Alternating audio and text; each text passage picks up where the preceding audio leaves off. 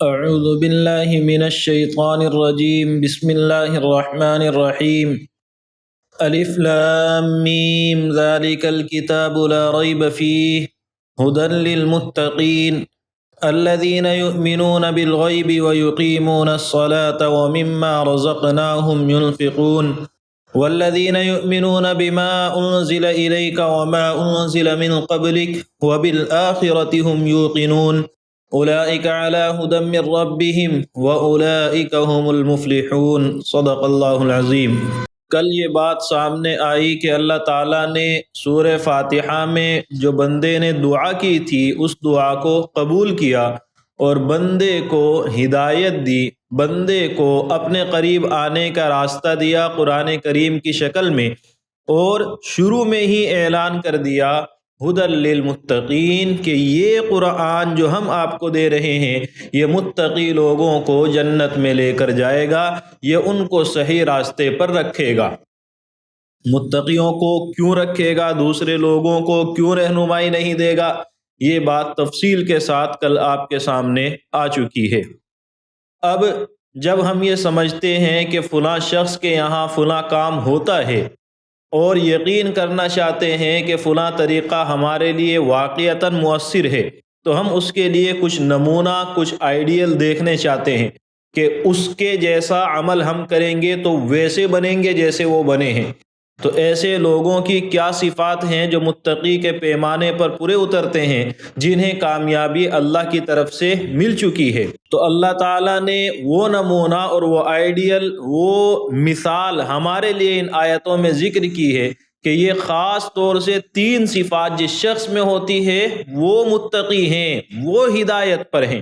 اسی لیے آپ دیکھیں اللہ نے کہا ہدی للمتقین کہ یہ متقیوں کے لیے ہدایت ہے۔ اور کون ہے متقی؟ یہ افراد ہیں جن میں یہ خوبی ہوں۔ اور پھر اللہ نے فرمایا اولئک علی ھدی، یہ لوگ ہدایت پر ہیں، یعنی ہدایت کا راستہ ان لوگوں کا ہے۔ یہ صفات آپ کو ہدایت کے راستے پر رکھتی ہیں۔ وہ صفات کیا ہیں؟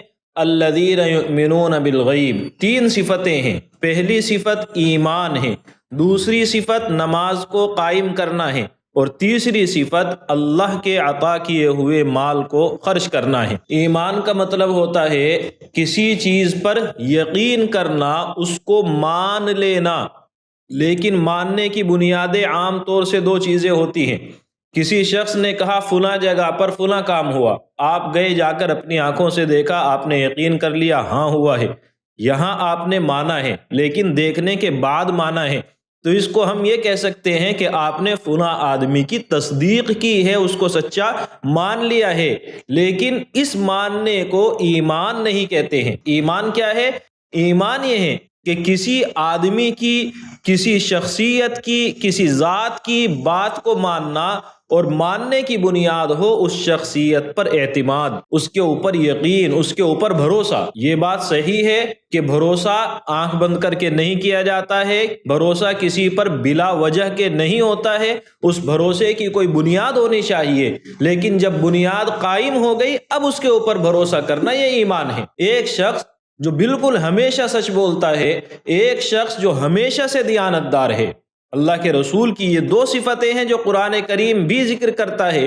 اللہ کے رسول کی یہ 2 صفتیں ہیں جو آپ کے نبی بنائے جانے سے پہلے مکے کے لوگ مانتے تھے۔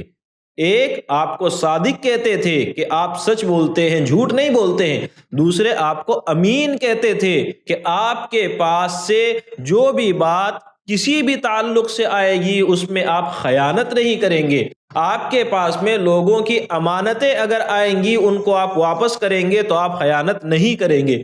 کوئی بھی معاملہ آپ کے سامنے آئے گا، چھوٹا ہو بڑا ہو، چھوٹی شخصیت کا ہو بڑی شخصیت کا ہو، اس میں آپ پوری دیانتداری کا برتاؤ کریں گے۔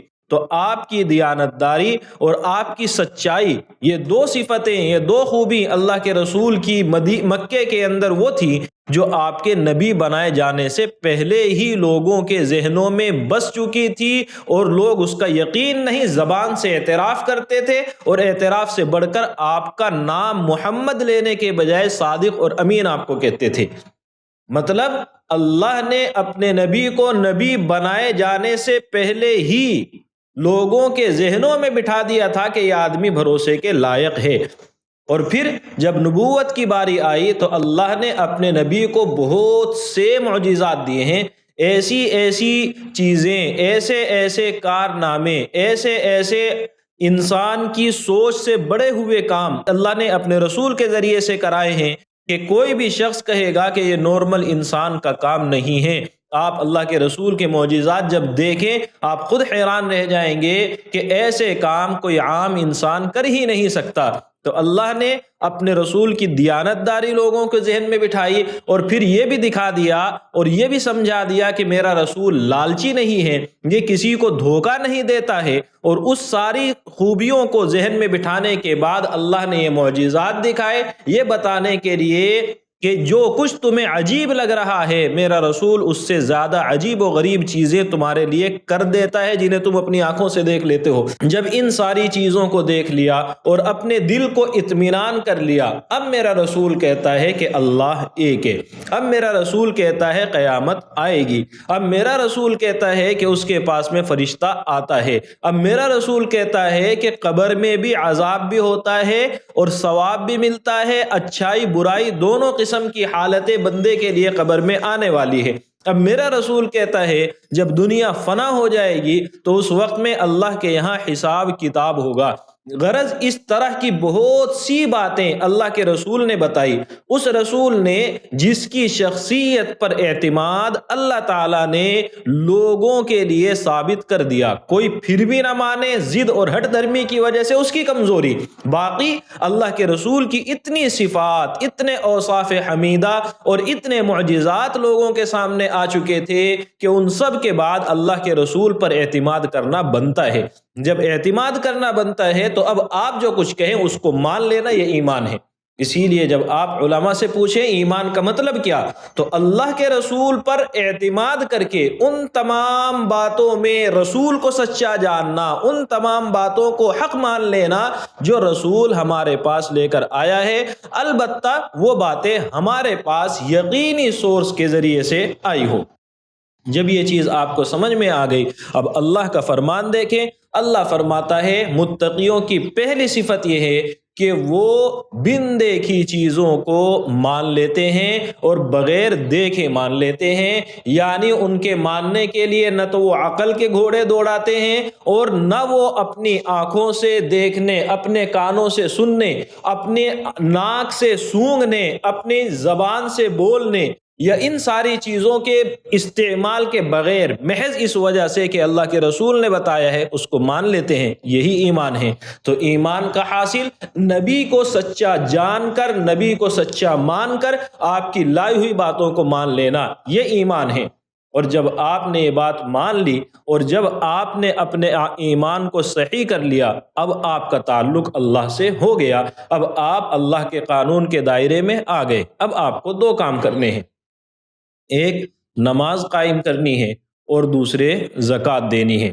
نماز کو قائم کرنا ہے، کسی بھی چیز کو قائم کرنا، سیدھا کرنا۔ تیر جب آپ سیدھا کرتے ہیں تو یہ لفظ وہاں پر استعمال ہوتا ہے تقویم، اور آپ جانتے ہیں تیر اگر تھوڑا بھی ادھر ادھر ہوا، اس کا پیچھے کا پر آڑا ٹیڑھا ہو گیا، کم زیادہ ہو گیا، آگے والے حصے میں کچھ کمی آئی، اس کی لکڑی جو بیچ میں تھی وہ بالکل برابر نہیں رہی، تو پھر یہ اپنا کام نہیں کرے گا، نشانے پر نہیں لگے گا۔ اس لیے اقامت صلاۃ پوری رعایت کے ساتھ، نماز کے اوقات میں نماز کے شرائط اور آداب کی رعایت کرتے ہوئے، پاکی اچھے ڈھنگ سے حاصل کرنے کے بعد پوری توجہ، خشوع اور خضوع کے ساتھ میں نماز میں اللہ کے سامنے کھڑا ہونا، یہ ہے اقامت صلاۃ۔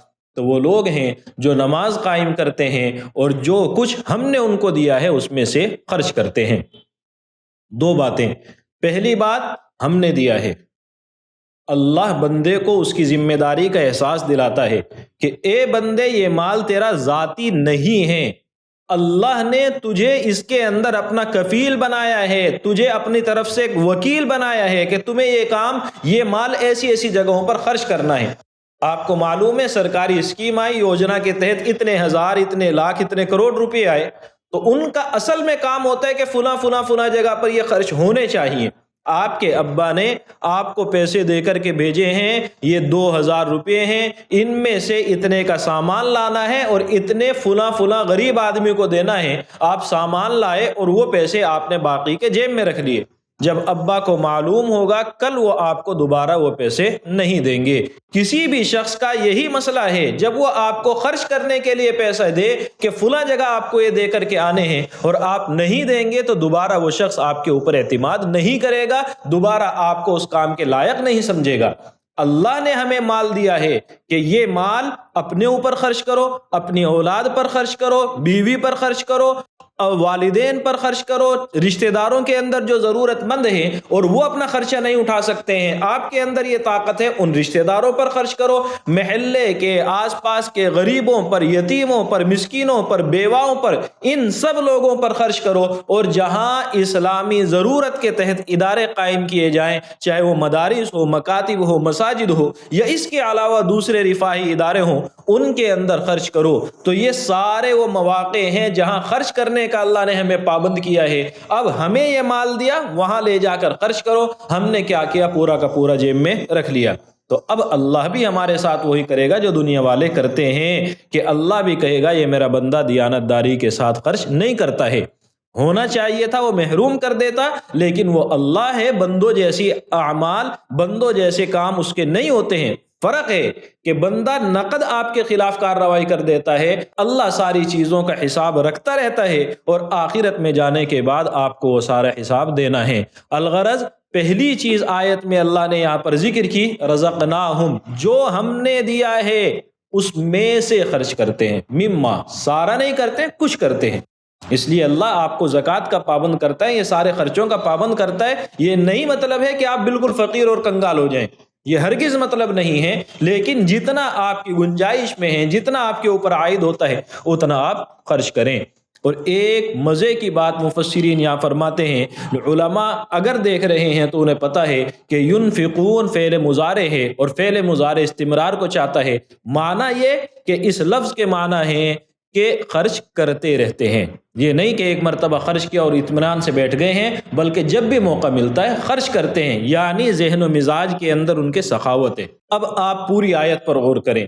پہلی چیز اللہ پر یقین رکھتے ہیں نبی کے کہنے پر، دوسری چیز دو کام کرتے ہیں، بدنی طور پر بھی محنت کرتے ہیں اور مالی اعتبار سے بھی خدمت کرتے ہیں۔ آپ کو معلوم ہے کہ انسان کے لیے، آپ حضرات کے لیے جو نماز پڑھ کر کے ابھی بیٹھ گئے ہیں، ابھی جو اپنے اس جگہ سے بیٹھے ہوئے ہیں، وہ اٹھ کر جب یہاں آئے ہیں تو کھڑے ہو کر کے نہیں آئے ہیں، کھسک کر کے آئے ہیں۔ مطلب باقاعدہ کھڑے ہو کر کے آنے میں کھسکنے سے زیادہ محنت لگتی ہے، یہ انسان کی سوچ ہے۔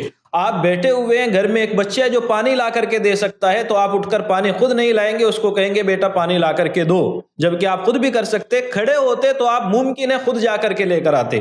مطلب اٹھنا بیٹھنا ایک مشکل کام ہے، اسی لیے بہت سے لوگ مسجد کے باہر کھڑے ہوئے ہیں، 4 رکعت پڑھنی تھی، 5 سے 10 منٹ ان کو ٹوٹل چاہیے تھا، لیکن اس نماز کے پڑھنے کے لیے، ان 4، 8، 10 رکعتوں کے پڑھنے کے لیے اس کو وضو کرنے کا ایک کام کرنا پڑتا، اور وضو کرنے کے بعد میں اس کو یہ اٹھک بیٹھک جس کو آپ سمجھتے ہیں وہ کام کرنا پڑتا، اور یہ مشقت کا کام ہے، وہاں صرف کھڑے رہنا ہے۔ تو اس لیے بندہ وہ کام پسند کرتا ہے اور آ کر یہاں نماز نہیں پڑھتا ہے۔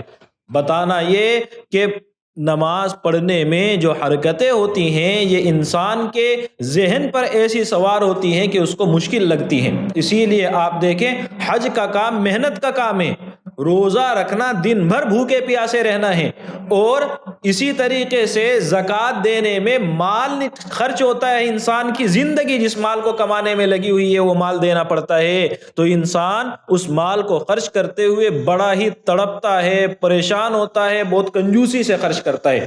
ان سب کے باوجود قرآن کہیں نہیں کہتا ہے کہ یہ مشکل کام ہے، نماز کو کہتا ہے انہا لکبیرۃ، نماز یقیناً مشکل کام ہے۔ ہاں البتہ جنہیں اللہ سے محبت ہو، نماز میں مزہ آنے لگے، ان کے لیے نماز بہت آسان ہے۔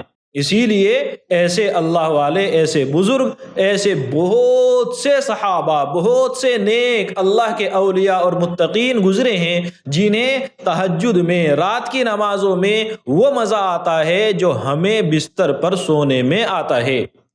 ہمارے لیے نماز مشکل ہے، ان کے لیے بستر پر پڑے رہنا مشکل ہے۔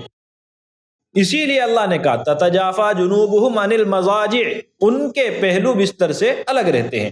تو بات ادھر نہ لے جائیں، مختصر کریں کہ نماز پڑھنا ایک مشکل کام تھا، اللہ نے کہا نہیں، وہ بدنی محنت بھی کرتے ہیں اور وہ مال بھی خرچ کرتے ہیں، اور یہ حقیقت میں اللہ کی اطاعت، اللہ کی فرمانبرداری، اللہ سے سچی محبت کی نشانی ہے۔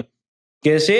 آپ دیکھیں کہ آج کے زمانے میں جو اولاد ہے وہ کل تین طرح کی ہے۔ ایک سرے سے نالائق ہے، جو خرچ کرنے کے لیے، جو اپنے والدین کو وقت دینے کے لیے کسی بھی طرح تیار نہیں ہے۔ دوسری وہ اولاد ہے جو سمجھتے ہیں کہ ہم اپنے والدین کے حق میں اچھے ہیں، تو وہ یہ کر سکتے ہیں کہ پیسہ جتنا چاہیں خرچ کر دیں۔ اسی لیے ابا کے انتقال پر مولانا یہ پیسے لیں، آپ جو ہے نا ایصال ثواب کریں، یعنی ابا کی مغفرت آپ کرا دیں، ہماری طرف سے پیسے لے لیں۔ ابا بیمار ہیں، آدمی کو، اپنے بھائی کو، اپنے رشتہ دار کو، یا ہاسپٹل کے خود کے عملے کو پیسے دے دیں گے، یہاں رہنا ہے، شروع سے لے کر آخر تک جتنے خرچ ہوں گے سارے میں کروں گا، بے فکر ہو کے خرچ کرنا ہے، وقت میرے پاس میں نہیں ہے۔ ایک اولاد یہ ہے، اور دوسری اولاد وہ ہے جو وقت پورا دیں گے، پیسہ یا تو نہیں ہے، اور اگر ہے تو ان کو خرچ کرتے ہوئے زور آتا ہے۔ تو ایک اولاد کی شکل وہ ہے جو صرف مال خرچ کرنے کو پسند کرتے ہیں، دوسری وہ اولاد ہے جو صرف وقت دینے کے لیے تیار ہیں۔ لیکن ان دونوں کے اندر اگر والدین سے سچی محبت آ جائے اور اپنے والدین کو بکھرتا ہوا دیکھ نہیں سکتے ہیں، ٹوٹتا ہوا دیکھ نہیں سکتے ہیں، تو وقت بھی لگاتے ہیں، پیسہ بھی لگاتے ہیں۔ یہ آپ کے انتہا درجے کے تعلق کو ظاہر کرتا ہے۔ تو یہی صورتحال بندے کے لیے ہے کہ وہ اللہ کی محبت میں اللہ کے حکم پر مال بھی خرچ کرتا ہے اور بدنی عبادت بھی کرتا ہے۔ اسی لیے مفسرین نے کہا نماز قائم کرنے کا مطلب صرف نماز قائم کرنا نہیں ہے، بلکہ تمام بدنی عبادت ہے، اور مال خرچ کرنے کے معنی یہ ہیں وہ ہر طرح کے مصارف جن کا ہم نے ذکر کیا ہے، چاہے وہ زکوٰۃ ہو، چاہے صدقہ خیرات ہو، چاہے لوگوں کے، رشتہ داروں کے، اپنے والدین اولاد کے حقوق ہوں، ان سب حقوق کو ادا کرنے میں مال خرچ کرتے ہیں۔ تو یہ صفت ہے ان لوگوں کی جنہیں قرآن کہتا ہے کہ متقی ہیں، ایمان اور نماز قائم کرنا اور مال خرچ کرنے کے اندر کنجوسی نہ کرنا۔ پھر آگے اللہ نے انہی کی صفت میں فرمایا والذین یؤمنون بما انزل الیک وما انزل من قبلک، وہ لوگ جو ایمان لائے ہیں اس کتاب پر، یعنی قرآن پر جو آپ پر نازل کی گئی ہے، اور ان کتابوں پر جو آپ سے پہلے نازل کی گئی ہے، اور آخرت پر وہ یقین رکھتے ہیں۔ آپ کو معلوم ہے اللہ کے رسول کے زمانے میں دو قسم کے لوگ تھے، ایک خالص مشرکین، وہ لوگ جن کے پاس میں کوئی آسمانی کتاب نہیں تھی، اور دوسرے نصارہ اور یہود جن کے پاس پہلے سے آسمانی کتاب تھی۔ تو پہلی آیت کے اندر اللہ نے ان لوگوں کے حالات ذکر کیے جو پہلے سے آسمانی کتاب نہیں رکھتے تھے، کہ وہ سرے سے نئے طور پر اللہ کے اوپر ایمان لائے ہیں، اللہ کے رسول پر ایمان لائے ہیں۔ اور اس والی آیت میں والذین یؤمنون بما انزل الیک وما انزل من قبلک کے اندر اللہ نے یہود اور نصارہ کا ذکر کیا، اپنی کتابوں پر بھی ایمان رکھتے تھے جو ان کے نبی کو پہلے زمانے میں مل چکی ہیں، اور اب جب آپ کو اللہ نے نبوت عطا کی اور آپ کو کتاب دی ہے تو اب آپ کے اوپر بھی ایمان رکھتے ہیں۔ اور یہی اصل میں ایمان کا تقاضا ہے۔ جب اللہ کے رسول دنیا میں تشریف لے آئے تو اب پہلی کتابوں کا اعتبار نہیں ہے، اب وہ پہلی کتابیں اللہ کی کتاب اس حیثیت سے باقی نہیں ہے کہ ان پر ایمان لانا ایمان کا حصہ بنے۔ اب اس کتاب پر، قرآن کریم پر ایمان لانا اللہ کے ایمان کا حصہ ہے، اور اللہ کے یہاں ضروری ہے، جس کے بغیر کام نہیں چلے گا۔ تو اب وہ اہل کتاب جو ان کتابوں پر ایمان رکھتے تھے وہ اس پر بھی ایمان رکھتے ہیں۔ اس آیت کے اندر بھی چند چیزیں غور کرنے کی ہیں۔ ایک، ایمان جس کا مطلب ہم نے ابھی سمجھا تھا کہ دل سے مان لینا، نبی کے کہنے پر دل سے تصدیق کرنا، دل سے مان لینا، عمل کرنا اس میں شامل نہیں ہے، ایمان کا حصہ نہیں ہے۔ عمل کرنے کا تعلق ہے قرآن کریم سے، قرآن پر ہم عمل کریں گے، لیکن وہ کتابیں جیسے ان انبیاء کو ملی تھی، جس شکل میں اللہ نے ان کو عطا فرمائی تھی، بعد میں جو کچھ لوگوں نے حرکت کی وہ نہیں، اللہ نے جس شکل میں عطا فرمائی تھی، یہ لوگ ان کتابوں پر ایمان رکھتے ہیں، ہم بھی ایمان رکھتے ہیں۔ تورات جیسے اللہ نے نازل کی تھی، یا اب جو باتیں اس کی بچی ہوئی ہیں وہ سارے حق ہیں، اور انجیل جیسے اللہ نے نازل کی تھی، ہم مانتے ہیں کہ وہ انجیل برحق کتاب ہے۔ دوسری بات یہاں اس آیت میں آپ کو یہ غور کرنی ہے کہ اللہ نے فرمایا پہلی کتاب جو نازل ہو چکی ہیں اس پر ایمان لاتے ہیں اور قرآن پر ایمان لاتے ہیں، بعد میں کسی کتاب پر ایمان لاتے ہیں کہ نہیں، قرآن ذکر ہی نہیں کر رہا ہے۔ کیوں نہیں کر رہے؟ کیونکہ بعد میں کوئی کتاب نازل ہوگی ہی نہیں۔ کیوں؟ اس لیے کہ ہمارے رسول حضرت محمد الرسول اللہ صلی اللہ علیہ وسلم آخری نبی ہیں، آپ کے بعد میں کوئی نبی آئے گا ہی نہیں۔ میرا نبی اصل میں نبی نہیں ہے، یہ والا نبی ہے، کیسا بھی نبی نہیں آئے گا۔ آپ کے اوپر نبوت کا سلسلہ بالکل بند ہو چکا ہے۔ اب کوئی بھی شخص کسی بھی طرح کی نبوت کا دعویٰ کرتا ہے، جھوٹا ہے، فراڈ ہے، اس سے دلیل پوچھنے کی بھی ضرورت نہیں ہے۔ ہمیں پتہ ہے قرآن کہتا ہے کہ اب کوئی نبی آنے والا نہیں، ہم تیری بات سنیں گے ہی نہیں۔ جب بھی کوئی شخص دھوکہ دینے کی کوشش کرے اس کو سمجھا دے ہمارے پاس وقت نہیں ہے۔ دلیل کا اگر آپ مطالبہ کریں گے ایمان خطرے میں پڑے گا، کیونکہ دلیل مانگنے کا مطلب یہ ہوتا ہے کہ آپ کو کہیں نہ کہیں اپنے نبی کی نبوت میں، ختم نبوت کے اندر ڈاؤٹ ہے، تبھی تو آپ دلیل پوچھ رہے ہیں۔ دلیل پوچھی وہاں جاتی ہے جہاں آپ کو ثبوت چاہیے، یقین کرنا پڑے، یعنی یقین سے پہلے کچھ نہ کچھ دل میں ہے، اور یہ کچھ نہ کچھ آپ کے ایمان پر خطرہ ڈالتا ہے۔ تو جب بھی کوئی شخص اس طرح کا دعویٰ کرے گا آپ اس کو سمجھائیں کہ ہمیں تمہاری دلیل کی ضرورت نہیں، قرآن نے واضح کر رکھا ہے کہ اب کوئی نبی آنے والا نہیں ہے۔ تو وہ لوگ جو ایمان رکھتے ہیں اس کتاب پر جو اے نبی آپ پر نازل ہوئی، اور اس کتاب پر جو آپ سے پہلے نازل ہوئی، اور وہ آخرت پر یقین رکھتے ہیں۔ آخرت کا مطلب انسان کے مرنے کے بعد جو زندگی شروع ہوگی، جس میں اس کے اعمال کا حساب کتاب ہوگا، جس میں جنت اور جہنم کے فیصلے ہوں گے، اور نیک لوگوں کو جنت اور برے لوگوں کو جہنم میں جانا پڑے گا، وہاں نعمتیں یا عذاب ہوں گے، وہ ساری زندگی یہاں آخرت ہے۔ تو وہ لوگ جو آخرت پر یقین رکھتے ہیں، یہ آخرت پر یقین اصل میں ایمان کی کسوٹی ہے جو آپ کو کسی بھی نافرمانی سے، کسی بھی گناہ سے روکتی ہے۔ اللہ نے آپ کو بتایا ہے کہ یہ یقین کر لو کہ ایک دن مجھے آ کر حساب دینا ہے۔ یہ مت دیکھو کہ کیمرے میں تم آ رہے ہو کہ نہیں، یہ دیکھو کہ میرے فرشتے تمہارے اوپر نگاہ جمائے ہوئے ہیں، تنہائی میں ہو یا لوگوں کے سامنے محفل میں ہو، چپکے سے گناہ کر رہے ہو یا سر عام گناہ کر رہے ہو، جیسے بھی کرو گے میرے فرشتے ہر ایک چیز کو نوٹ کریں گے۔ جب یہ یقین بندے کا بن جائے، یقین اللہ نے یہاں لفظ بھی یوقنون استعمال کیا ہے، دل سے یقین رکھتے ہیں، تو جب یہ یقین ہو جائے، ذرہ برابر شبہ نہ ہو، آپ کو یقین ہے کہ بجلی کا اگر وائر آپ نے پکڑا جہاں کرنٹ ہے، آپ مر جائیں گے، آپ کو نقصان ہوگا، تو آپ اس کو چھوئیں گے ہی نہیں۔ آپ کو پتا ہے نیچے اگر گڑھے کے اندر گرے یا اوپر چھت سے نیچے جا کر کے گرے تو آپ مریں گے، تو آپ وہاں سے بچنے کی کوشش کریں گے، قریب جاتے ہوئے ڈر لگے گا، اس کو یقین کہتے ہیں۔ تو جب بندے کے اندر یقین ہو جائے کہ میں نے چوری کی، میں نے جھوٹ بولا، میں نے سامنے والے کے ساتھ خیانت کی، میں نے اس کی غیبت کی، تو اللہ ہر گناہ کا حساب لے گا، اور اگر گناہ ایسے ہو گئے کہ جو معافی کے لائق نہیں رہے تو آگ میں جلنا پڑے گا۔ اور آگ میں جل کر کے کیسے ہوتا ہے؟ تھوڑی سی آگ کے اندر انگلی ڈال کر کے دیکھ لیں، جب آپ یہ پوری چیزوں کو ذہن میں بٹھا لیں گے آپ گناہ کے قریب نہیں جائیں گے۔ تو اللہ نے ہمیں یہاں یہ بہترین فارمولہ دیا ہے کہ وہ لوگ جو آخرت پر یقین رکھتے ہیں، اولئک علی ھدی من ربہم واولئک ھم المفلحون، یہی لوگ ہیں اپنے رب کی طرف سے ہدایت پر، اور یہی لوگ ہیں کامیاب۔